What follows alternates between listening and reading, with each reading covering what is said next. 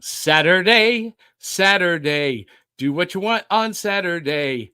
Watch cartoons, ride your bike, eat whatever the heck you like. Oh, yeah, we live for Saturday. Good morning, friends and foes. Good morning, multiverse.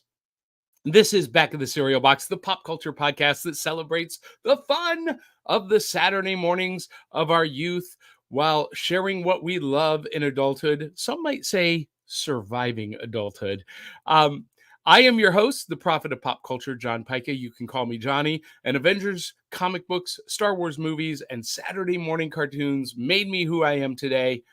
And this morning, we are going to take a deep dive. We are going to discuss and celebrate the 1981 animated series from Filmation, Blackstar.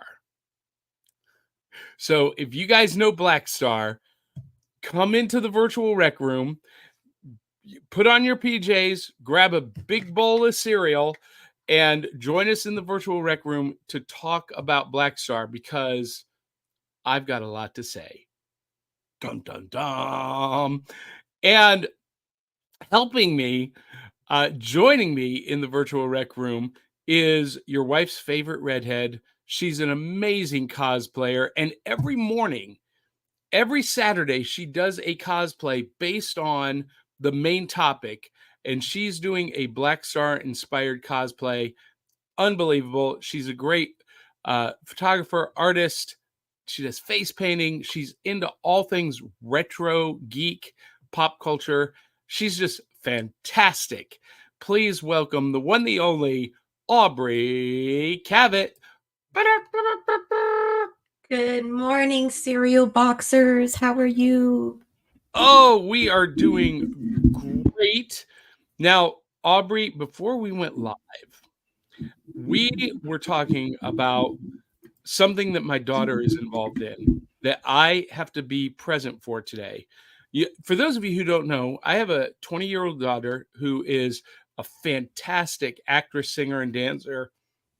And she's at Austin P University studying her craft. And today she is not on stage, but she was the costumer for the musical Urinetown. And Aubrey, you had not heard of this, and you were asking me, this does not sound pleasant. Well, it's not. It's it's a musical set in a dystopian future where there are no private toilets. There is no private water. You have to use the public paid toilets, showers, etc. And that's what this movie is about, or this musical is about. And I'm going to go see it tonight.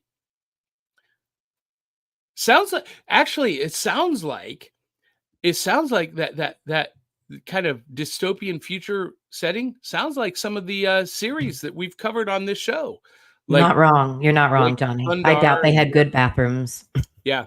I doubt that Blackstar had good bathrooms. No. In fact, it says it was the distant past he was sent to.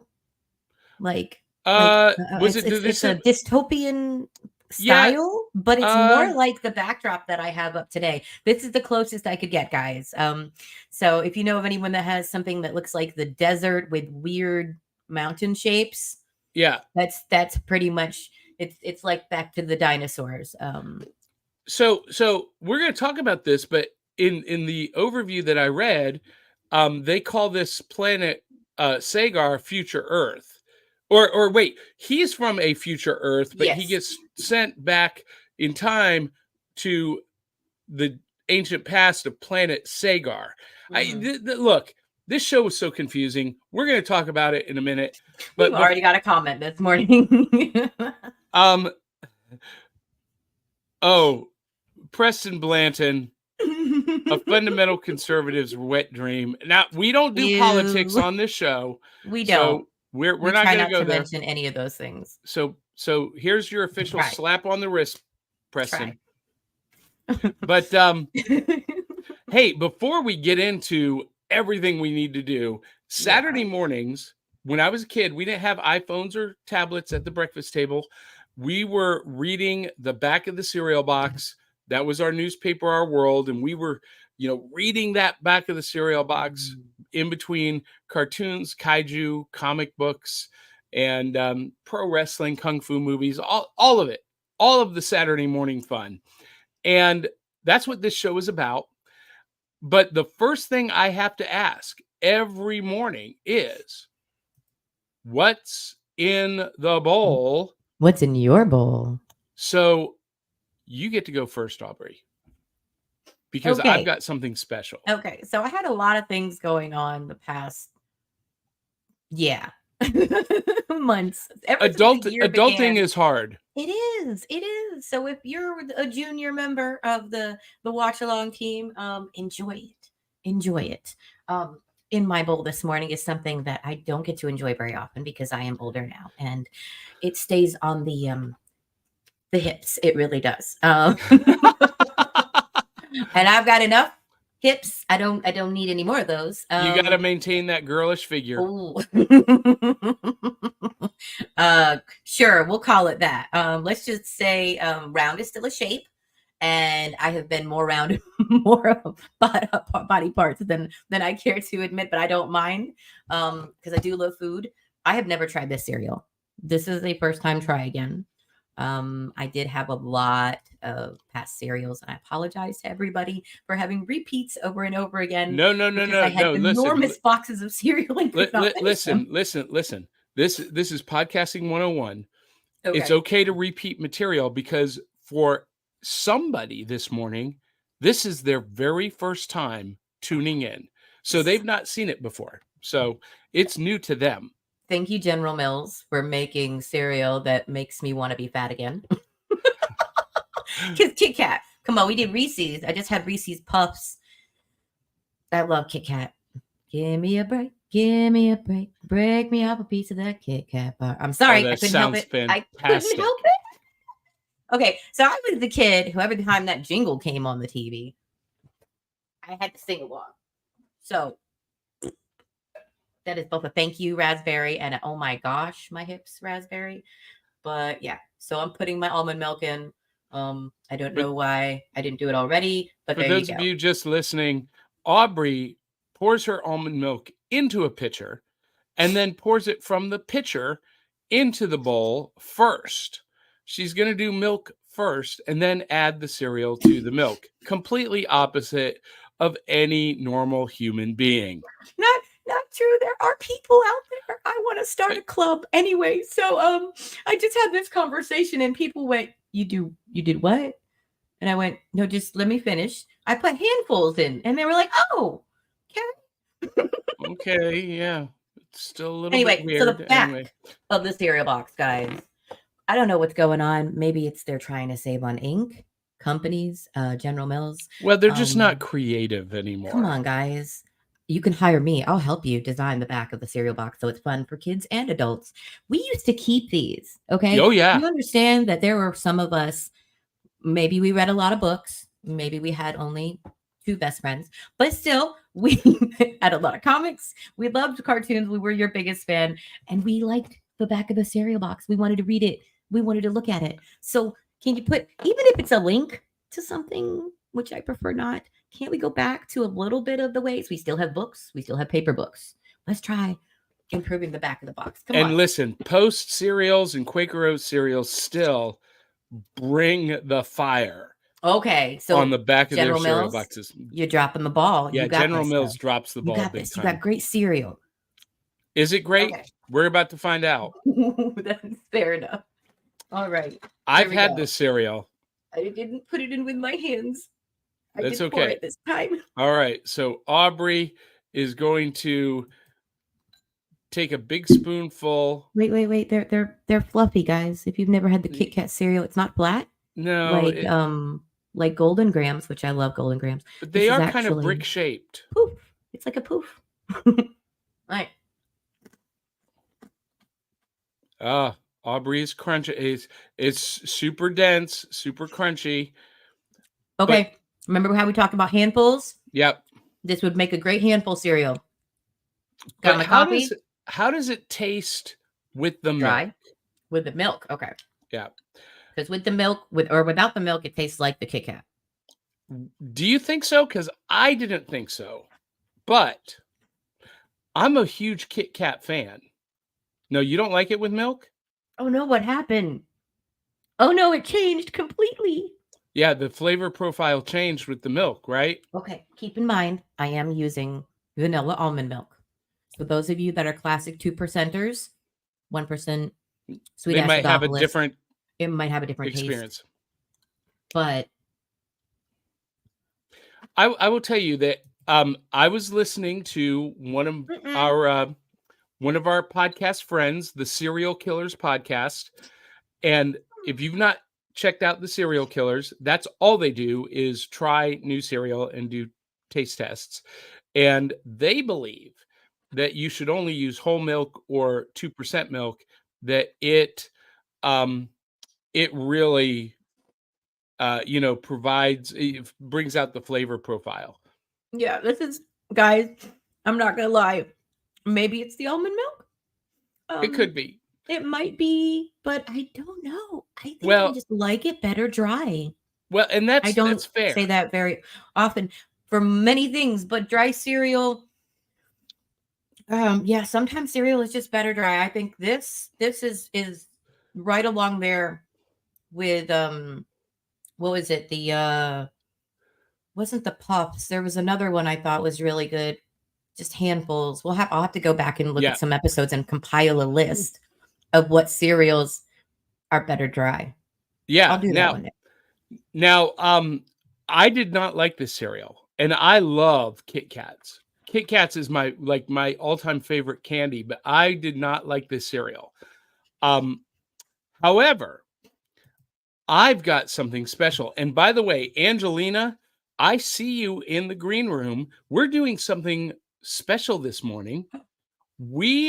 For Patreon supporters, we have opened up the cameras for our Patreon supporters to join us for a minute or two on the live stream. Oh, cool. So Angelina is with us, and as soon as we get through this segment, we're going to get some comments from Angelina. So I don't have the card to display what's in the bowl because this is actually a Willet cereal. Ooh. This morning, I was running on empty this week. So this morning I got up real early. I went to the grocery store, but I didn't make it all the way to the grocery store. I only made it to the gas station, but I was looking around. I was like, am I going to go a little bowl of Cinnamon Toast Crunch? And I saw that they had the Pop-Tarts Bites. Now, if you've not had these are Pop-Tarts, but they're in little mini bite-sized form. And this is the frosted confetti cake. Ooh, I haven't tried the confetti cake yet. Amazing. And I love these bite-sized Pop-Tarts because it's all that flavor of the Pop-Tart in a bite-size, you get all of it in one bite. But I wondered, Willet cereal. Oh, heck yeah. So we're going to I do it the normal way. Cereal in the bowl first. And I think I already know the answer to this because I'm one of those guys who loves milk with my Pop-Tarts. I dunk the Pop-Tarts in the milk. And it seems like we tried chocolate Pop-Tart bites about 2 years ago. But this is the confetti cake, frosted confetti cake. And so I didn't even crunch it up. I didn't even break it up. I just put the whole pieces in there in the milk. I'm going to let them saturate for just a minute, soak up that milk like a good cookie. And here we go. You ready? Johnny is taking a spoonful of the confetti cake Pop-Tart Bites.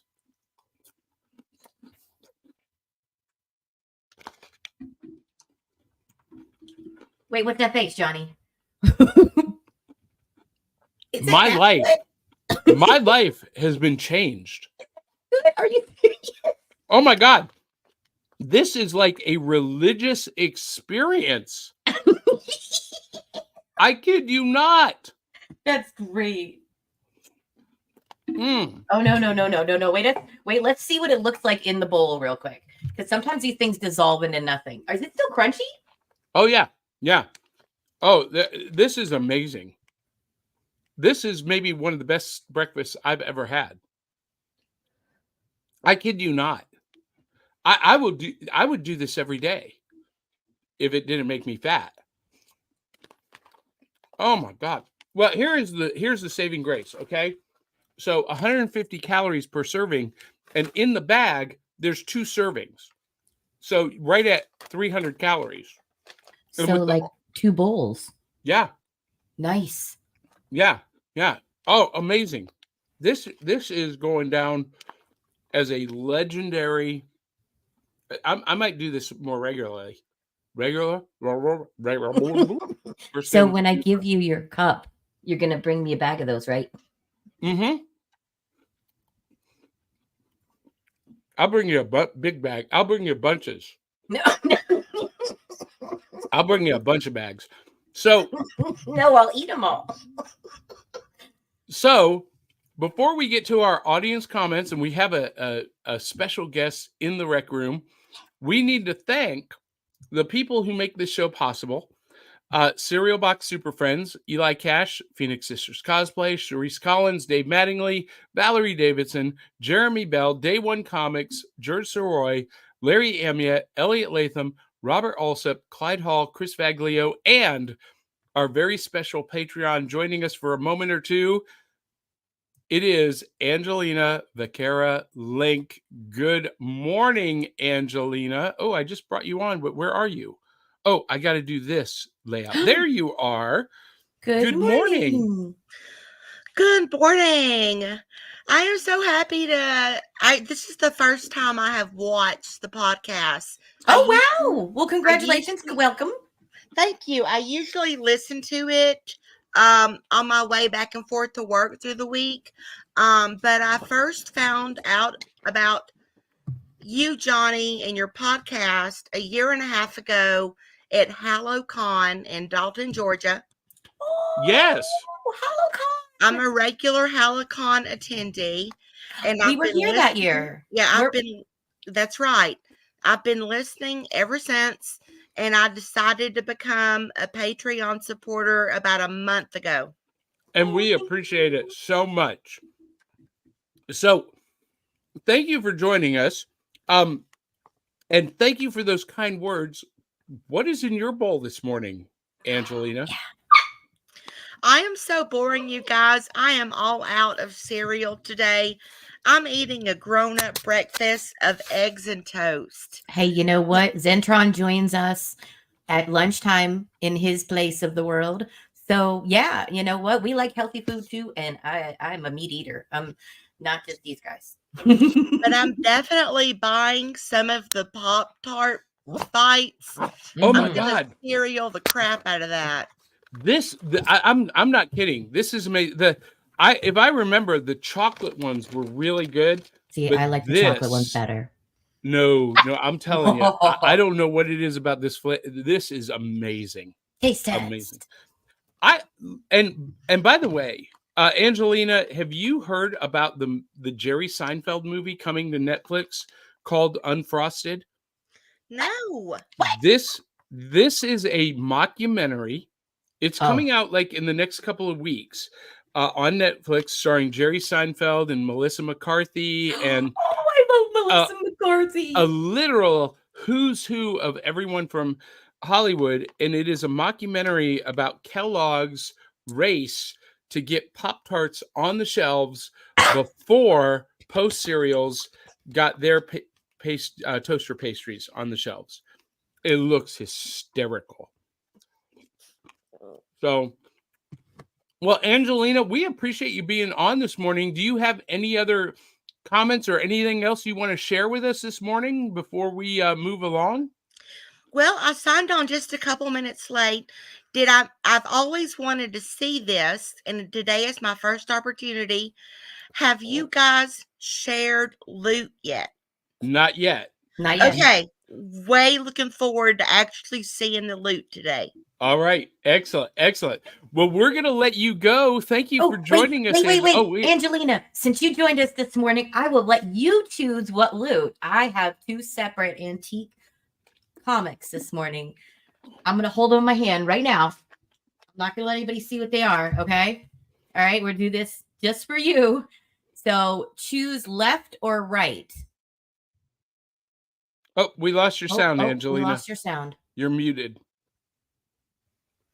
I'm left-handed, so I'm going to say left. Oh, she chose this one, guys. Okay. All right. Thank you, Angelina. Thank you for joining us. Have a great rest of the day. You too. Thanks, guys. Bye-bye. Thanks for watching. Hey, and those of you who are Patreon subscribers, you can join us just like Angelina. The link is in Patreon, and you can be a part of the show and call in and, give your 2 cents. So speaking, oh my gosh, we got so many comments. Yeah, it's time for audience comments. Oh my gosh. Zentron says, good afternoon, fellow cereal boxers. And he is coming at us live, sat at my computer, scribbling away once again, sitting at his computer. No rest for the wicked. I understand, Zentron. Ain't no rest for the wicked. Money don't grow on trees. I got bills to pay. I got mouths to feed. And let's see. Willow Schuyler is joining us on her way to work. Good morning, everyone. And let's see. You guys have a whole conversation going on in the background. Okay. Dave Mattingly says, good morning, box tops. And Willow says, my week has been good, but also frustrating. There's something wrong with the world. I received a refusal of employment from the Lego store of all places. What? No. Willow. That's a cool job, though. That is like a perfect fit for you. You guys, I know that you and Joe do Legos. You love Legos, and you have so much retail experience. What? You need to go in there. Here's what you need to do, Willow. And this is my advice for anybody. And this is coming from a hiring manager. I hire people. Don't just send in an application. Show up and stay there until they give you a job. Like sometimes you got to camp out. Yeah. I don't mean physically, but I mean go back. Yeah. I did it once for 3 weeks straight. And one of the best compliments was, I admired your persistence. So it can get you jobs. Yes. Yeah. It's the Aaron Brockovich model. Did you ever see the movie Aaron Brockovich with Julia Roberts? Movie. I've seen that way too many times, at least close to a dozen. You remember, she said, I'm not leaving this chair. I'm not leaving this office until you give me a job. I mean, they can take you away for that, but usually it doesn't get to that point. But persistence does pay off. Somebody will notice. It's that try again. And I'm not saying this to Willow. I'm saying this to all of the young people out there. And in that vein, I'm going to mention real quick that my daughter got married. Just recently. Congratulations. This week, my daughter decided to go to the Justice of the Peace. There's nothing wrong with that when there's a young couple that are saving up. Not at all. And he's in the music business. He has a record deal in Atlanta. And, she locked it in and so did he. So congratulations to the both of them this morning. Congratulations. Andrew Milden is joining us. First day with my new tongue. And he says, good morning, all. And then he asks, who would win in a fight, Blackstar or He-Man? Andrew, I thought of this while I was watching and reading the backstory of this. This is crazy. Okay, Johnny, before you do yours, because, everybody loves your opinion and you've been on here forever and they're going to, okay. I am so torn because Blackstar has training from the future.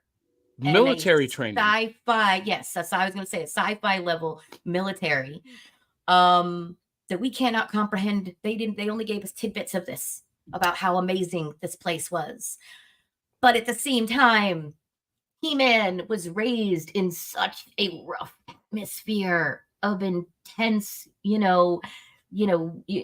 survival of the fittest. Come on, guys, that's what it was. Like, even though he was a prince, he grew up in that really rough era. So I say I lean towards Blackstar. I'm just gonna not lie. I'm not gonna like sugarcoat it. I lean towards Blackstar, but I feel like in full form, He-Man with the power of the universe and the magic that's actually fueled somehow by their own planet could give him a darn good run for his money. But now I want to see a death match.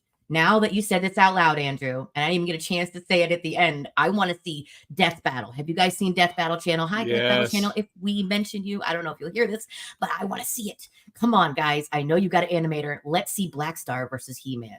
This would be badass. Zentron could help us with that. It would be good. It'd be very good.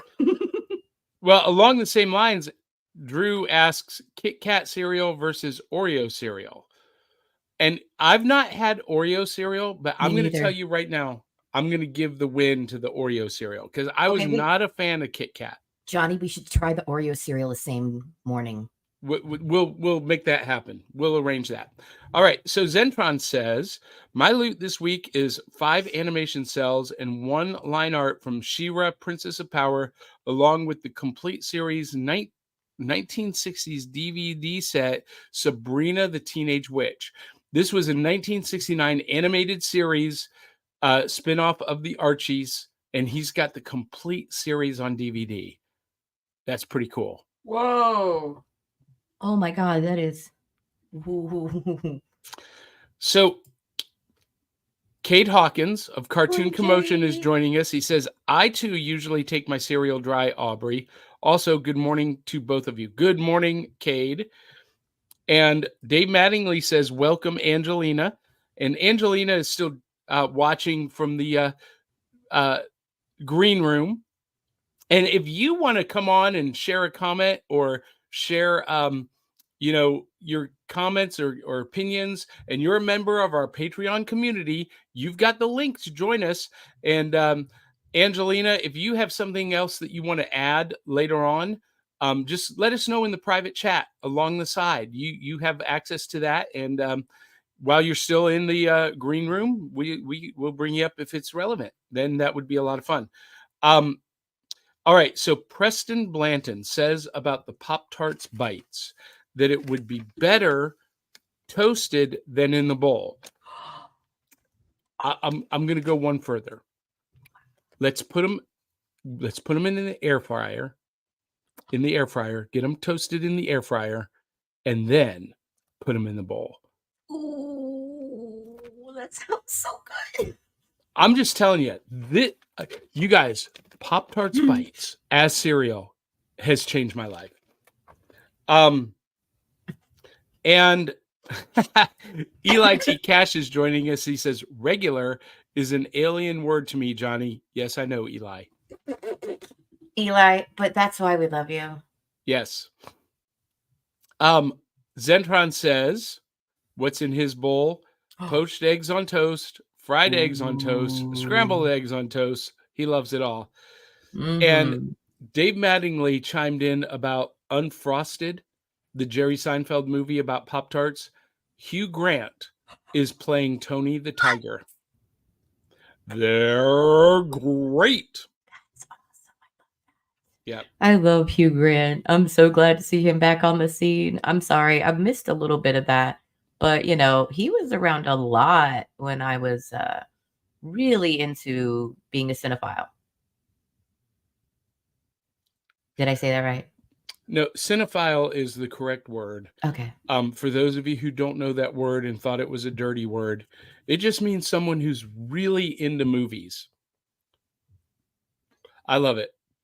And Dave Mattingly says, my loot this week is a 20 DVD Laurel and Hardy collection. Oh, I love Laurel and Hardy. Me too. Why is Plum cereal?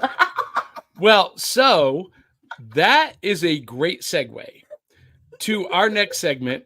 And this is what Angelina was so excited about.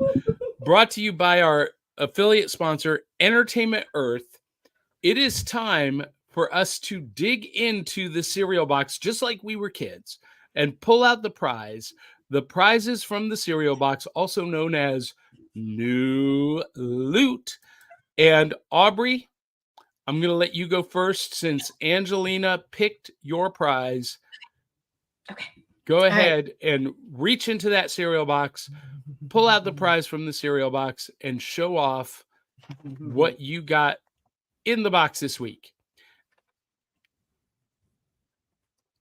What do we have? Oh, sorry. I hit the wrong button. Sorry. There we go. What do we have here? This.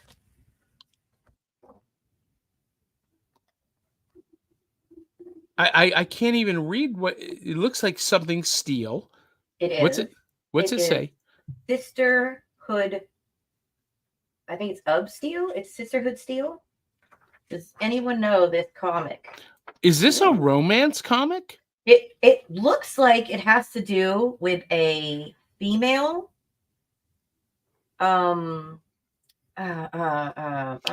gosh. Who's the publisher on that? In the top corner on the page. No. On Sisterhood of Steel. It is Sisterhood of Steel. Okay, I've never heard of this. Okay, so this is volume 1. Right. Number 4, June 1985. And it is crisp.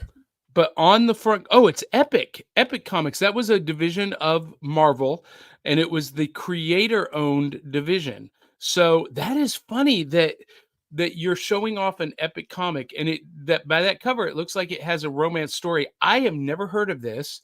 I've never seen it, but Epic Comics from Marvel was doing some pretty cool stuff. And if I remember correctly, Aubrey, you're going to see this as you flip through it. I don't think there are any ads in it. I know. This was going to point that out in just a moment. Yeah, Epic was a prestige, quote unquote, prestige format that was ad free. So it cost more money for each of the issues. Now, the artwork is kind of amazing. Yeah. The detail, this looks like Amazon's. I'm not going to lie. Like we have, this is not, if you have young children, turn them away from the camera for a moment. We have some partial nudity here and there. There's a lot of skin. I don't see any partial nudity. No, it's no, sure not. Look, there's a lot of. I'm looking really hard for it, Aubrey. I'm just saying there's a lot of midriffs and belly buttons and. What year was this? 1985. 1985. So yeah, the 15-year-old in me is coming out right now. The 15-year-old that was watching scrambled HBO, hoping to see something dirty. We do have a full-on romance scene happening here. All right, so go back to the very front page, the very first page, and tell me who the artist is on that. Okay. It should say either on the front cover or on the front page. Okay. Written by art, so penciled the ink. Creator and artist is Mike Vosberg. I don't know that name either. Oh my gosh. So Aubrey has stumped the prophet of pop culture. I am most familiar with Dreadstar and Alien Legion that was published. That's actual nudity. I'm sorry, guys. That. Just please look away if you have children that you do not want to see. This is not a comic for kids. No, and Epic I was not aware of that. So just No. Epic was made for adults, and the most popular series was Dreadstar and a little bit for the ladies there. Yeah, and Alien Legion, but I never heard of this. So any of you who are watching, if you ever read, what is it called? The Sisterhood of Steel. Sisterhood of Steel. Sisterhood of Steel. I've never heard of this. So if you've ever heard of it, let us know. Johnny, this right here, this section is called Mightier Than the Sword. And it's answering. Yeah, it's the letters page. It's answering people's letters. Yeah. Holy crap. Guys. There's a nice advertisement in the back there. One only. For another Epic comic. Moonshadow. Oh, I remember Moonshadow. Yeah. And then on the very back. The Black Dragon. Which it is the year of the dragon. So when I saw the back of that, I was like, I'm gonna use this one. Yeah, the also, Black Dragon. It's within 4 years of the show's year. So Aubrey, I'm so impressed that you found that Sisterhood of Steel. That's something I'm gonna have to do some more research into because I had never heard of that. But Epic was a line created by Marvel for adult audiences. It was creator owned, which meant that the creators maintain the ownership of their characters and their stories. That's amazing. Yeah, it was amazing. All right. It's quite a spicy little thing though. So it's definitely an adult comic, y'all. Well, that's okay. Because we're celebrating the fun of the Saturdays of our youth while sharing what we love in adulthood today. Mm-hmm. And Epic wasn't the only adult comics coming out. And we don't mean adult like as in, pornographic. We just mean mature. They're not for kids. But along the same lines, out of my cereal box, I've got the 1985 graphic novel number 16 from Marvel, The Aladdin Effect. Is that? Please tell me who that green woman is. Please tell me it's She-Hulk. Yeah. This story revolves around this little girl named Holly Ann who has a latent mutant power to basically wish things into existence. Oh. And for some reason, she is not even known to her, erected an invisible barrier around the town so people can't come or leave. And the town has, over 6 months, devolved into civil unrest. And she wishes for She-Hulk, Tigra, the Wasp, who is right here, and Storm to come and help her save the town. Okay, Johnny, just paused really quick. This needs to be a movie. Okay, go ahead.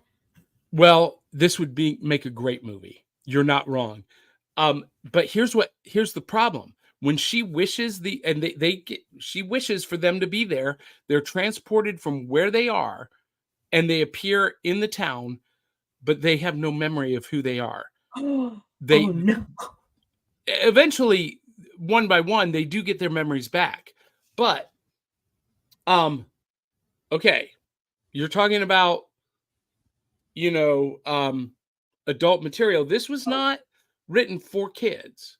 This was the Marvel graphic novels were for grown-ups. And by the way, this was written by Jim Shooter, one of my all-time favorite writers, David Michelini, who was a classic Avengers writer, great writer. Artwork is by Greg LaRocque, one of my favorite artists of the age, and inks by Vince Coletta. But here's Storm embracing the fullness of her powers with no clothes on. Oh my God. Oh. You weren't expecting that, were you? Johnny, you should warn a lady. I did warn you. Okay. And here's a scene where the Wasp shrinks down out of her clothes and is flying around naked. Oh dear. Actually, this is a great story, and not just because of the suggested or partial nudity. This is a really great story that if you read the reviews on Goodreads, it's going to be good, because the men reviewing this on Goodreads trash it for being a story about women and feminism, and it's so woke and garbage. And no, sorry, if it was super woke, there wouldn't be any nudity, guy. Yeah, probably. So here's the one thing that I don't like about this graphic novel is Tigra has no tail. What? So this is an inconsistency. Wait, does she have a tail on the front cover? No, but this is an inconsistency throughout the history of the character. Some artists draw her with a tail and some don't. And did she have a tail originally? Yeah.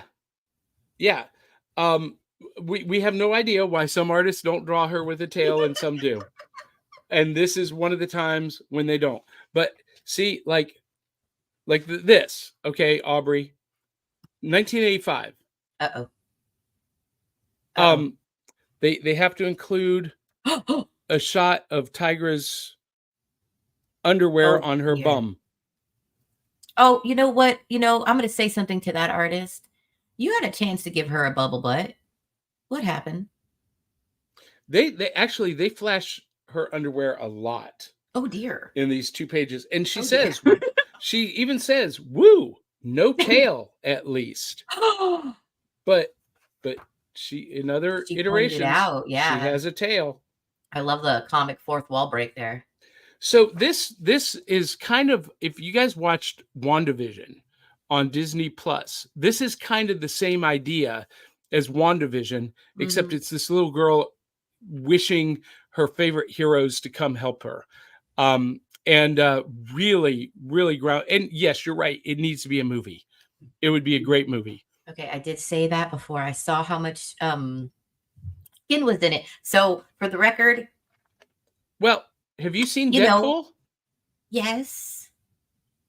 Deadpool has full frontal nudity. Okay, so the people that made Deadpool can make graphic sex scenes. The Aladdin effect. The Aladdin effect could be a rated R superhero movie. There you go. I'll do the intro for it. The Aladdin effect. Not for children. In a world. So, Angelina, that is our new loot. And she says, she's added a comment. My loot for this week is hidden in my closet. My husband has no idea how much money I spent at the comic book shop this week. Shh. Angelina, we want to see it. Come back on. Knows now. Yep. Is that okay?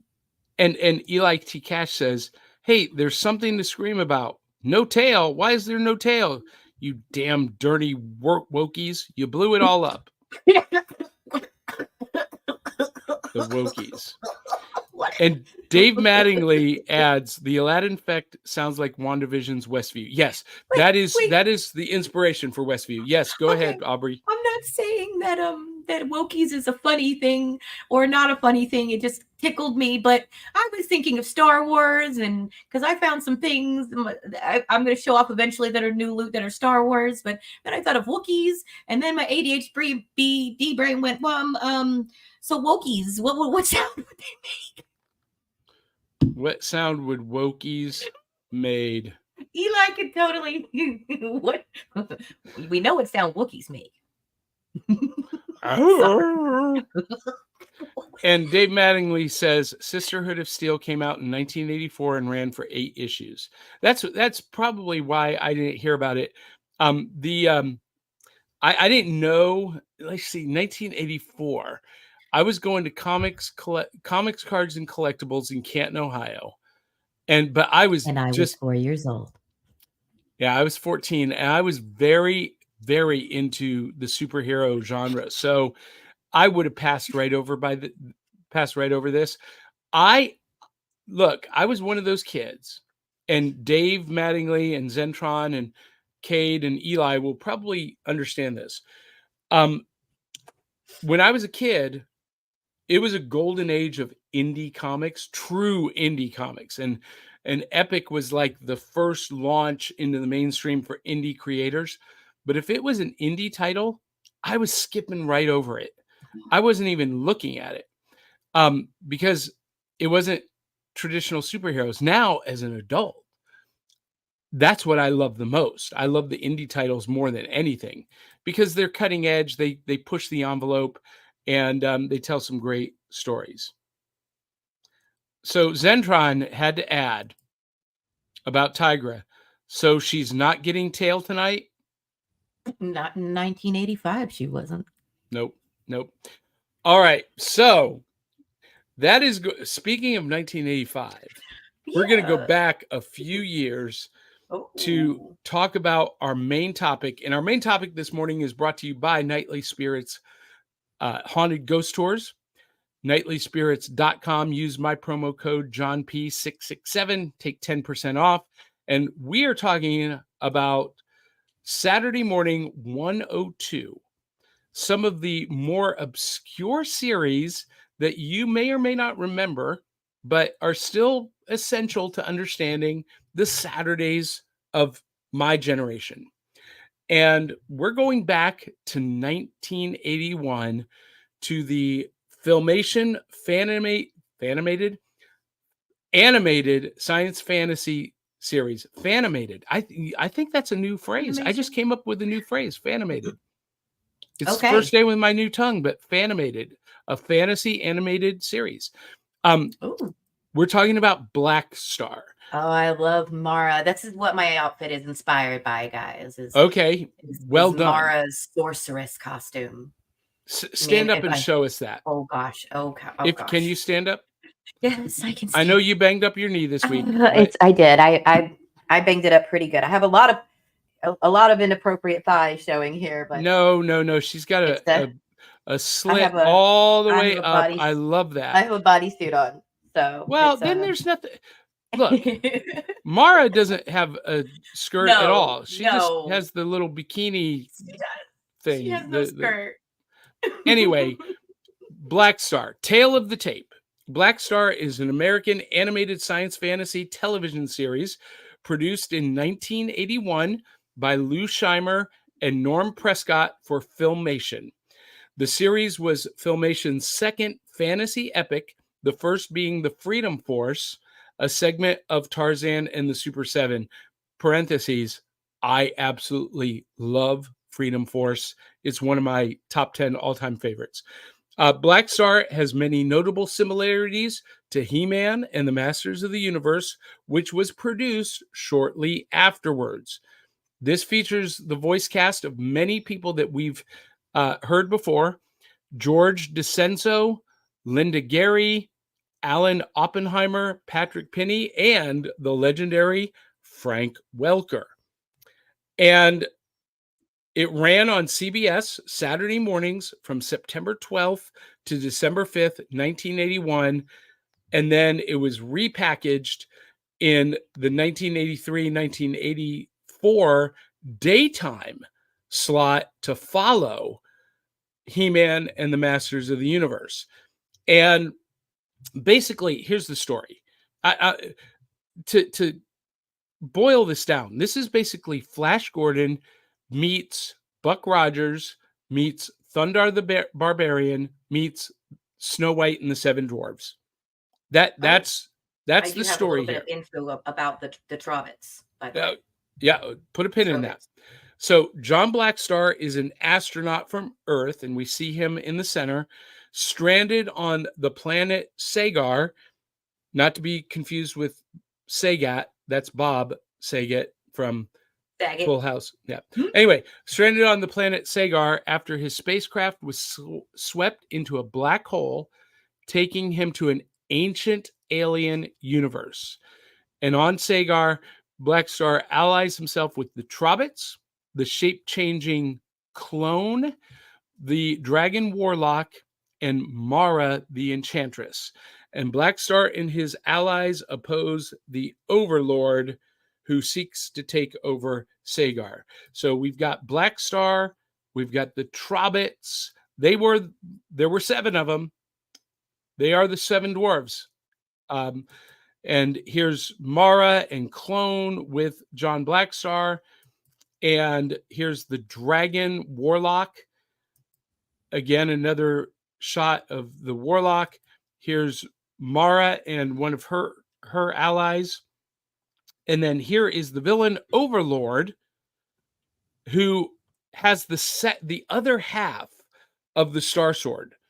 The weapon that they wield is 2 halves of the same weapon, and it was split in half, and it gives each of them different abilities. John Blackstar gives super strength, super speed, super awareness, heightened reflexes, and Overlord is trying to take over the planet and unite the swords and rule the universe.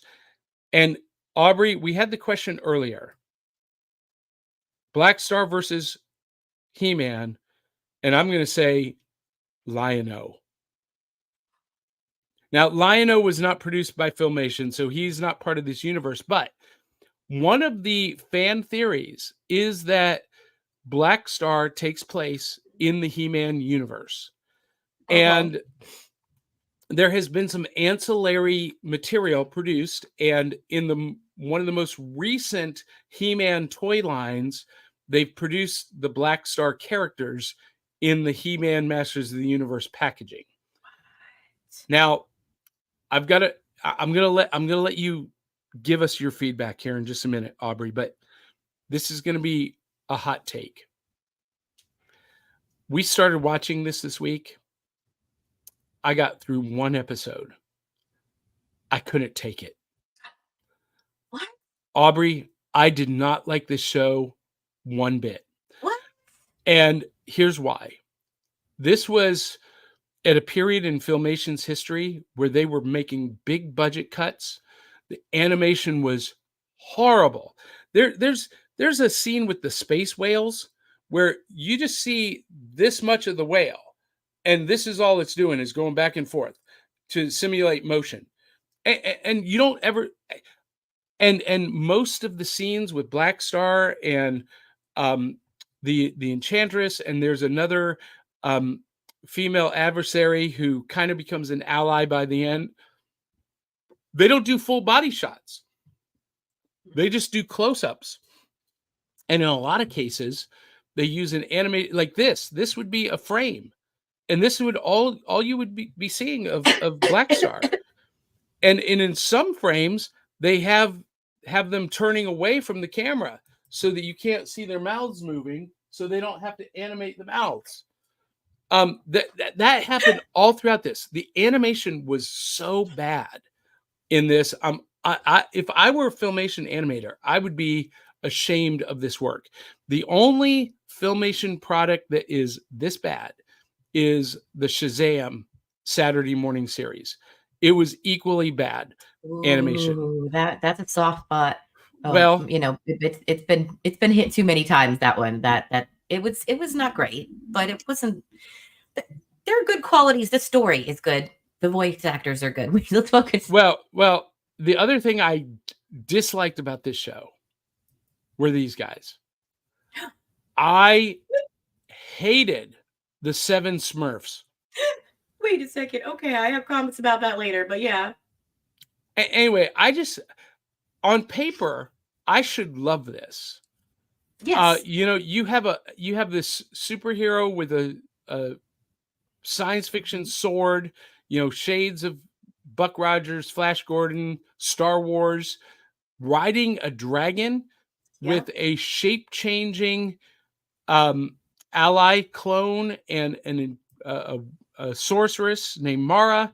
On paper, this is a home run for me.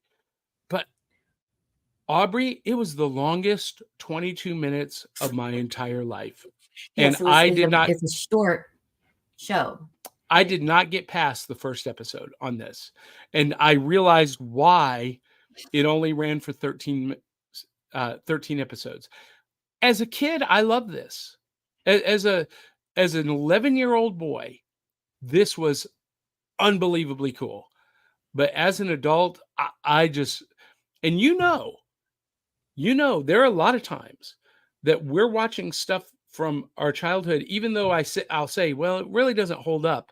I still love it because of the memories that it gives me, the feelings that it gives me, and just the pure joy that I get watching something that I loved as a kid. None of that happened with this. So anyway, Aubrey, share your thoughts and go. Oh, wait. Okay. Millennials hate that. Millennials and Gen Z hate it when we say and go. They think that's rude. So Aubrey, share your insight with us, please. Okay. So I have to say that as a show, my favorite parts about Blackstar are the sounds, the audio, the music. Okay. The voice actors. Wait. The music The music. The theme song sounds like a reversed. It sounds like the theme song to Flash Gordon played in reverse. And by the way, Flash Gordon, the Filmation Flash Gordon animated series, is one of my all-time favorites. But this theme song sounded like that theme song played in reverse. Dun da da da da da. Anyway, continue. Okay, so I love when we have old cartoons and I have no idea how to celebrate them because either I don't remember them because they were a blip because I was little, or because I only have like a fever dream, as we do sometimes, where I can close my eyes and hear the sound and know that I've seen it when I was a child. For me, I love mentioning voice actors when I can do and have time for the research. Linda Gary. If you don't know who this woman is, Linda Gary, I don't want to say the last name wrong, but Dewo Skin, Dewo Skin. It's a very hard one for me. She was born in 1944. She was with us till 1995, and she did so many voice gigs. The reason why I wanted to mention this is she started back in radio and in the 1980s and appeared in 2 live films, Joy Ride to Nowhere with her husband and Cruising with Al Pacino. So amazing. And then you go, wait, she's the voice of who? How many? We've got her in He-Man. Hanna-Barbera loved her. Top Cat in the Beverly Hills. Scooby-Doo.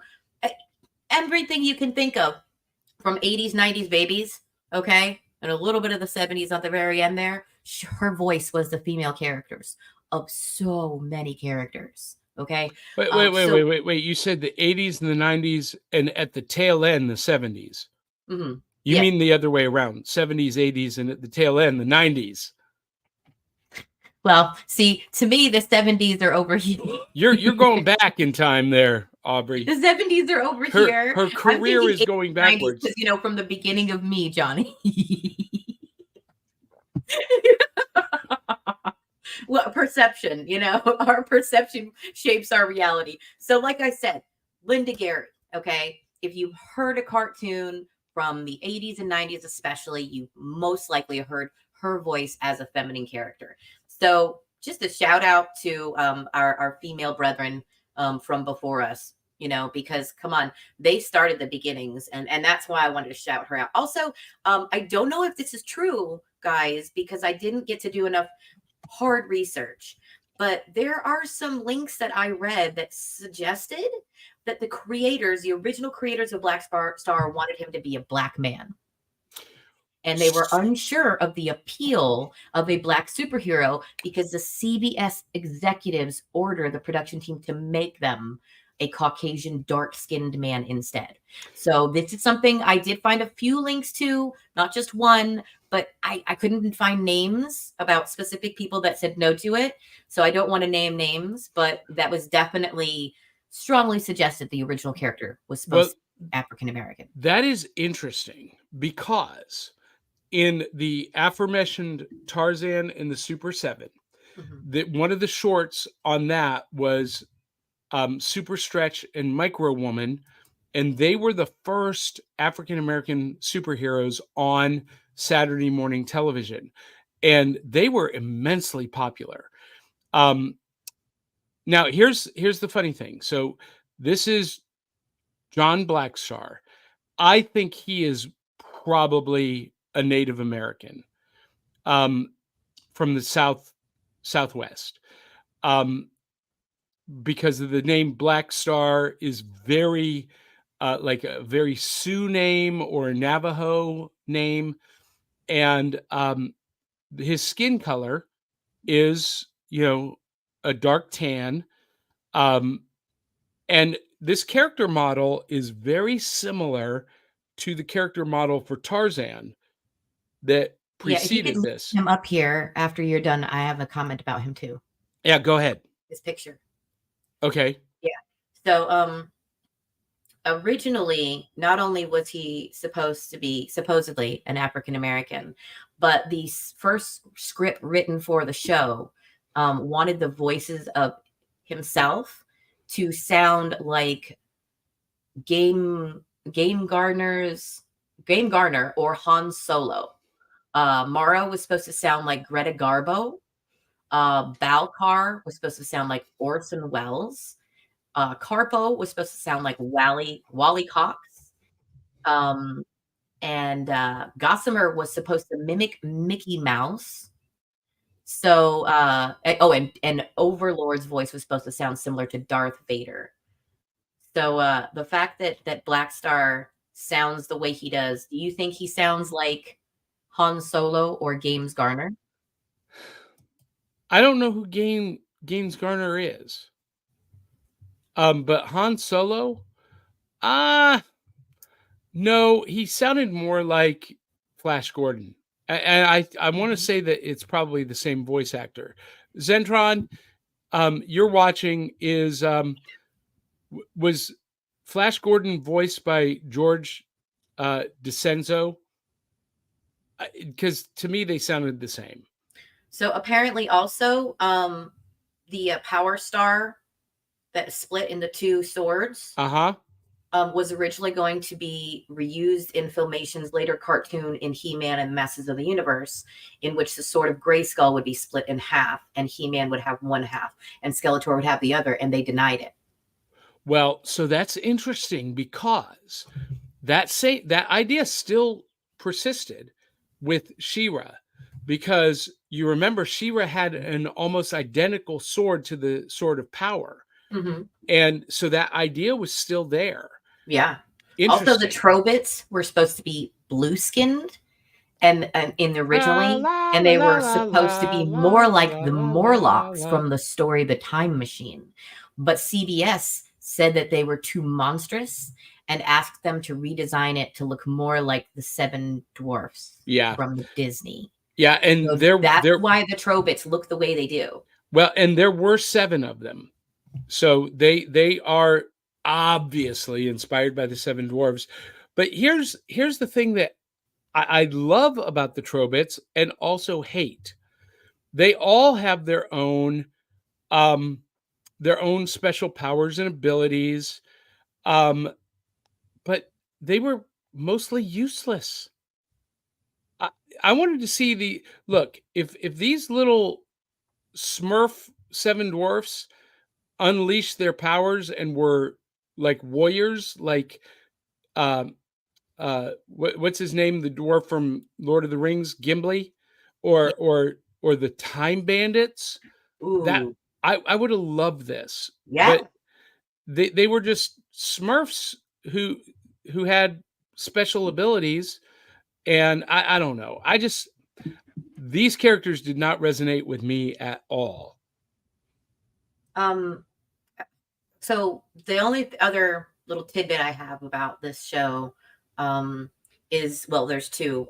George DeCenzo and Alan Oppenheimer both worked on Helter Skelter before this series. So they shared several scenes when they were doing the audio recording, apparently.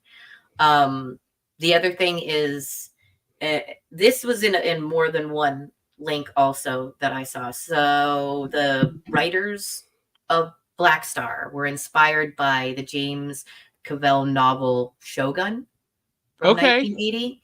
And that's where they got the inspiration for him being stranded in a foreign place. He was previously an astronaut, and went to on the alien planet Sagar, but pilot John, is a lot like the English navigator in the novel. That makes a lot of sense. If you've ever seen the miniseries Shogun, there's a new reimaging of it on Hulu that is really good.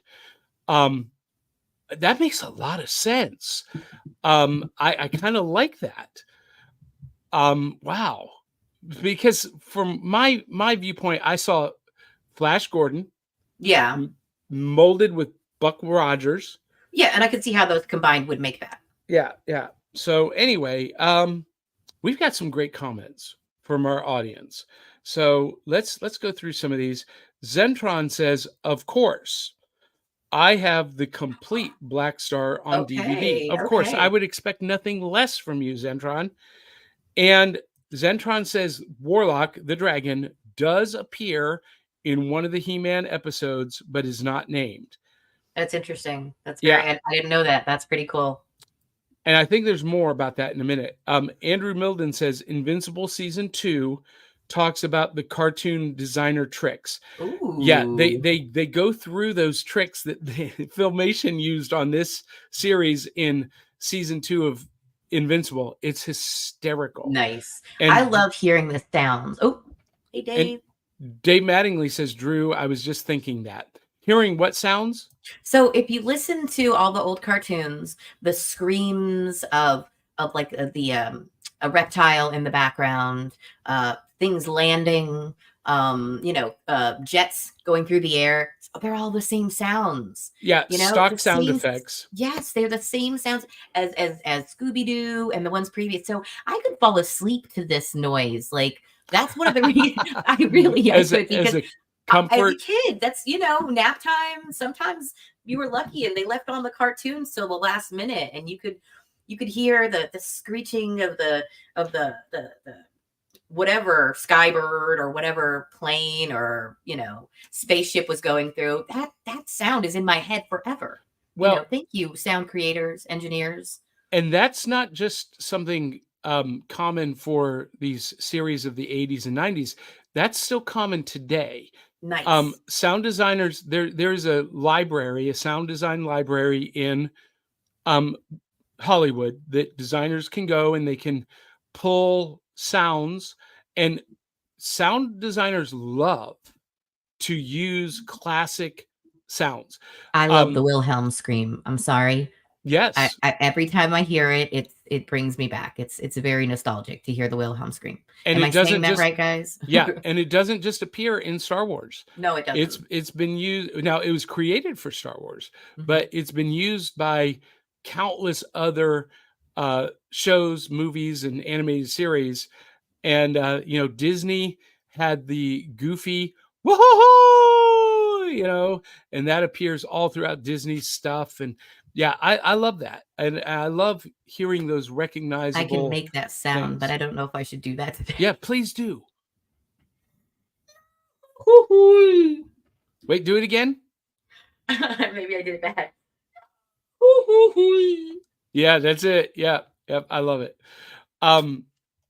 So Corey Flood, thank you for joining us, Corey. He says, yes, that is true. Filmation pitched Blackstar to be a black man, but CBS felt Middle America wasn't ready for a black dude hero to star in a show.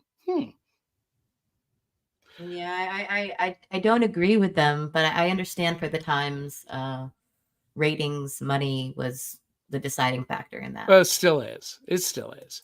And Dave Mattingly says James Garner, the Rockford Files, or Maverick.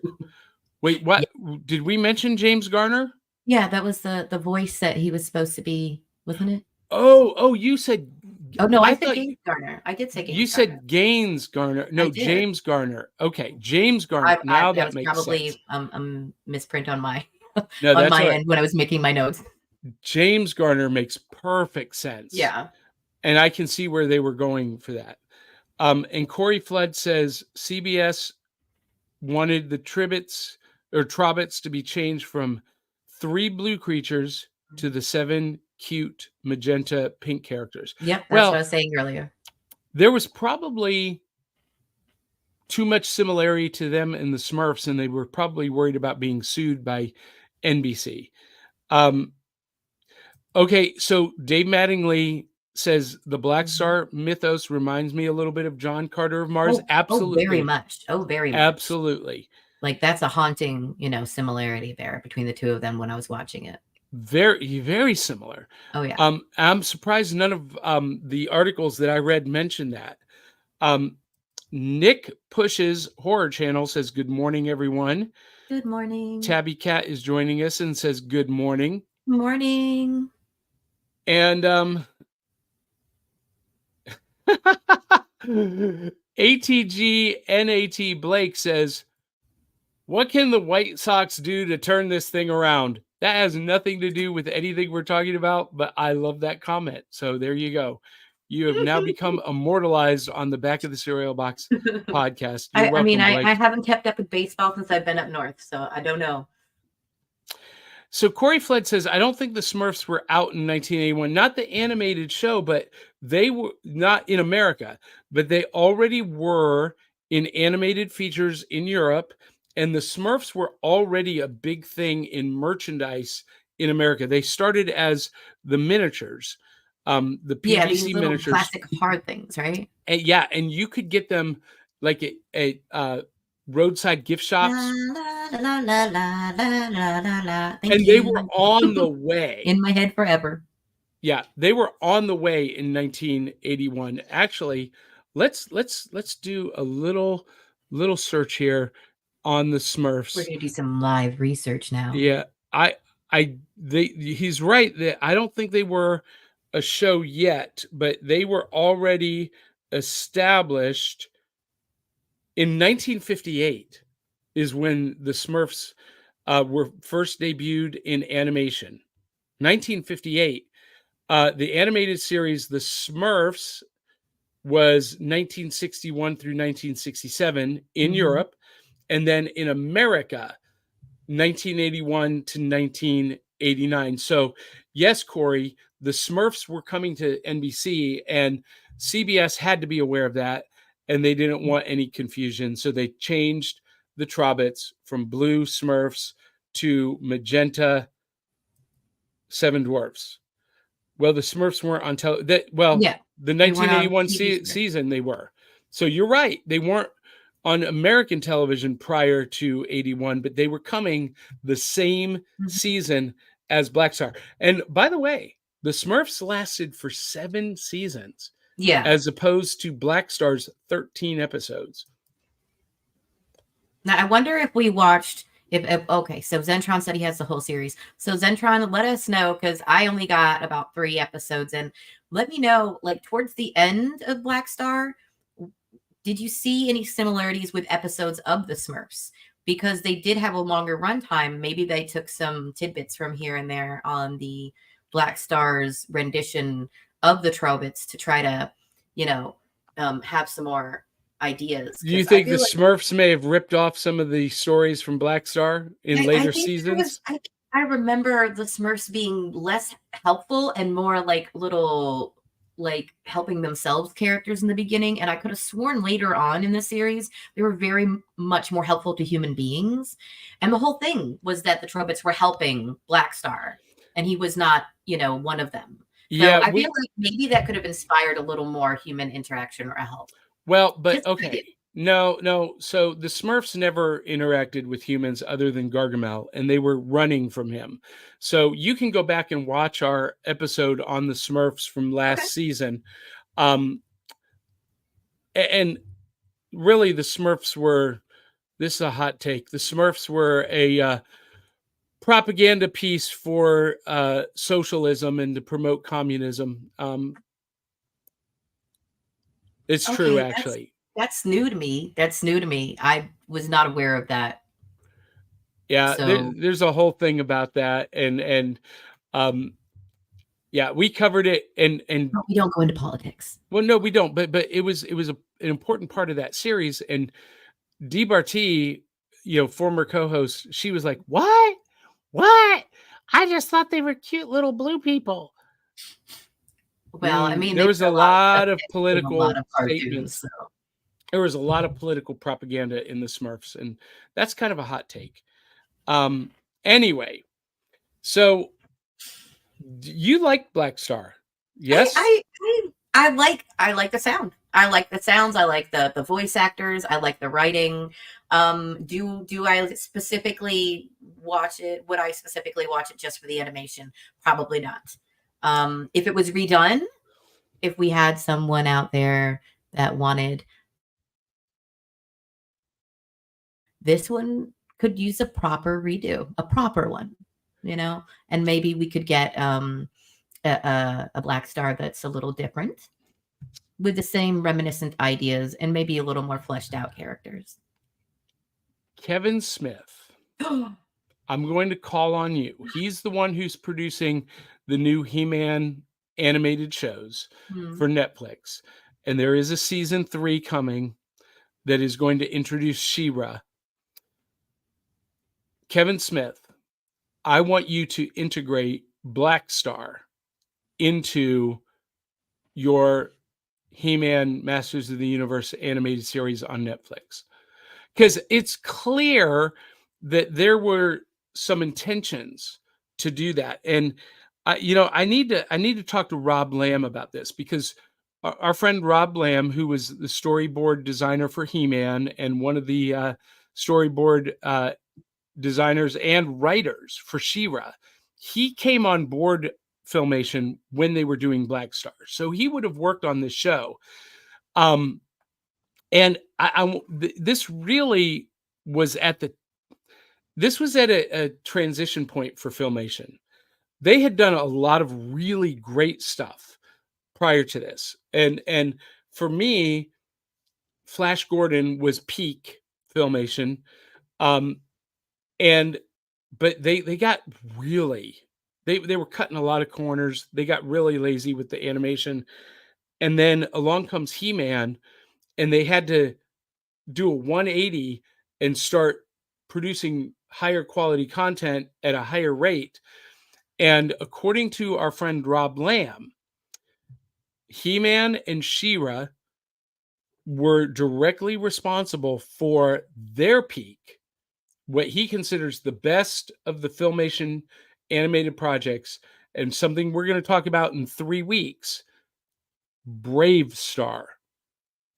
Not Blackstar, BraveStar. I feel like I've actually seen an episode of BraveStar. You probably have. BraveStar was epic, and we're going to be talking about it in 3 weeks. Now, why 3 weeks? Because next week, the 27th, we are going to be off air because Johnny is going to be in Kentucky doing a all-day rehearsal for the EKU University Singers Alumni Choir Concert. Nice. Yeah, I'm going to be singing. Look, if you're in Richmond, Kentucky, or the middle Eastern Kentucky area, and if you want to hear some of the best choral singing you've ever heard, this is not a college choir. This is an alumni choir, which means 50 to 80 voices who are professional musicians still today. We're either all teachers or professional singers getting back together to sing some of the greatest repertoire ever put on paper. So I'm going to be doing that. I will not be anywhere near a studio, so we're going to take next Saturday off. But then after that, Aubrey, May the 4th is a Saturday. May the 4th is Star Wars Day. It's also Free Comic Book Day. All of the comic book shops nationwide are going to be giving away comics. Wait, can we do a comic thing? Yes. But our Saturday morning show is going to be about Star Wars. So May the 4th, Star Wars Day, we're going to talk about Star Wars animation. I'm going to give you a specific assignment between now and then. And we're going to talk about the Saturday morning Star Wars and the recent Star Wars animation and how it is filling the holes of the Star Wars television and movie properties. And then after the show, it's Free Comic Book Day, and we might have to talk about that between now and then. Yeah, we should go somewhere, Johnny. We should show up somewhere. Well, there are plans in the works, so that's what we'll talk about.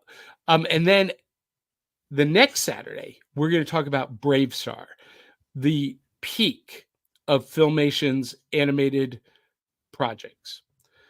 And as I mentioned that, we have some comments from Andrew Milden, who says Blackstar cartoon or Blackstar group, most definitely taking Quelly.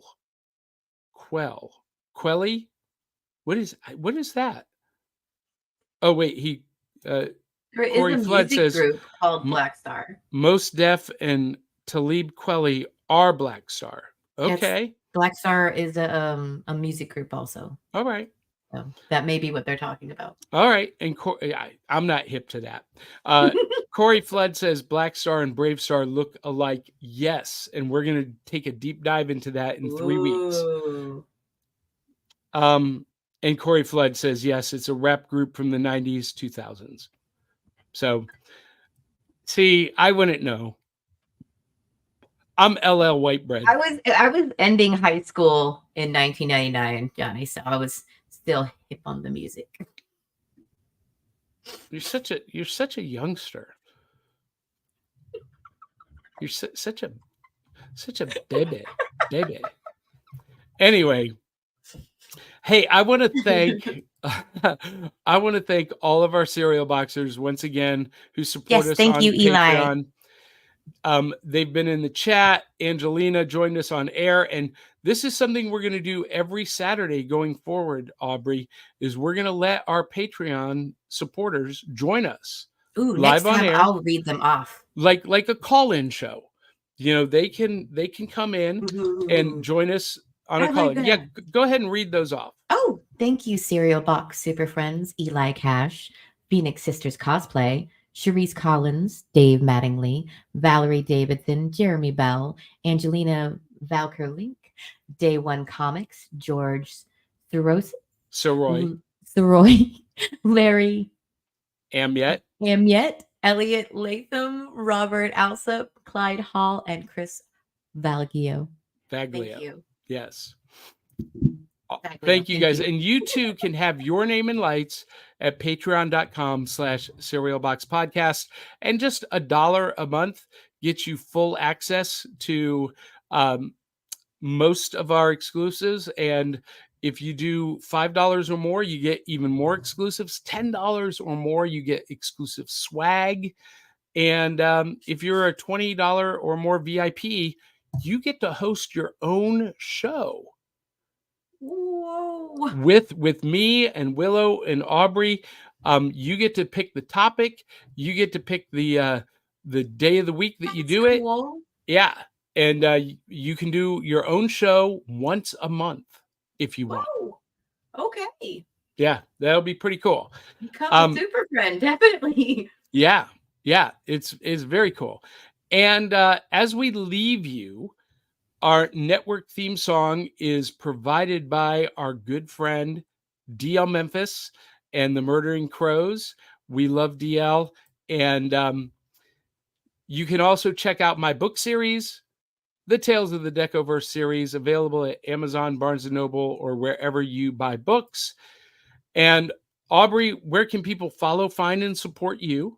You can find me on Instagram at Miss Kindred Ivy and on Facebook at Donnie Even K. That's fantastic. And follow us at backofthecerealbox.fun. That is backofthecerealbox.fun. And before we go, we do have to acknowledge one of our partners, our charity partner, Comic Books for Kids. Comic Books for Kids provides comic books to kids in hospitals and cancer centers across the U.S. It's a place where we can all work together to make sure every child has a comic book. 100% of all proceeds go towards the kids. It's about making a difference, and while they're in the hospital, allowing them to fly like a superhero, battle dragons, or rescue teddy bears. We are in every state in the country and now support over 160 hospitals. Every month, we add more. Visit cb4k.org. All right, we're going to leave you with a couple of comments from Corey Flood. He joined us late, and he's a little bit upset he joined us late because he said, you left out so much on the Blackstar legacy, how we wouldn't have He-Man without it. I think that was an undertone. And he says, also, Blackstar is better than Defenders of the Earth. You take that back. And Corey Flood says words apparently with Johnny there. Yeah. It's a thing with me and Corey. Corey Flood says, I should have been here to talk more about Blackstar. Yes, you have. Yes, you should have. So next time, don't be late. But we'd love to have you on. Yes, we're glad you're here, Corey. You always add some great knowledge and insight that we wouldn't have otherwise. So with that, we are going to say so long, farewell, auf Wiedersehen, bonjour. If you like the show, tell 200-300 of your closest friends and family to come share the fun. Comment, give us a thumbs up, a heart emoji if you're on Facebook, wherever you're watching this video. Subscribe, mash the notification button so that you never miss an episode. And you can listen to the audio podcast on Apple, Spotify, iHeart, on Amazon and Audible, and now YouTube Music. So do that and leave us a review, make it good. And until the next time, that's going to do it for us. Thank you for joining us. And thank you for joining us on audio. Yeah, and until the next time, love you, mean it. We'll catch you on the back, of the cereal box.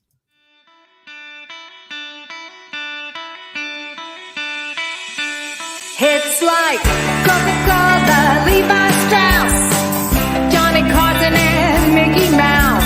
The first star was James Dean, Elvis Presley, and he's still the king.